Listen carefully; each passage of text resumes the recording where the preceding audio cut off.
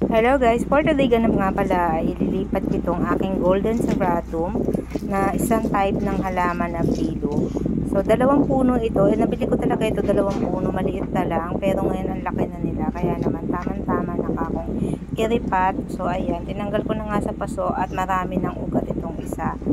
Buti na lang hindi naputol, talaga nga palang suwi lang yun, may maliit lang siyang itinanim na katawan at sumuwi lang ngayon. Kaya naman ilalagay ko na ito dito sa isang lagayan para naman lumago siya at madaling tumaas para maikat ko na rin at ma-propagate.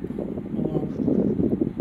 Gandang-ganda nga ako dito sa halaman na to at kasi naman yung kanyang dahon ay naninilaw-nilaw. Kaya nga pala ito tinawag na golden serratum.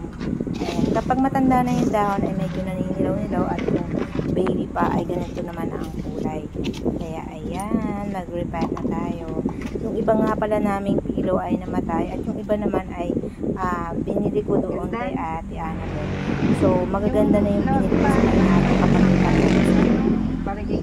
doon nga ay napabayaan ng nanay yung kanyang mga halaman dahil syempre busy rin siya sa mga gawain bahay din sa kanila.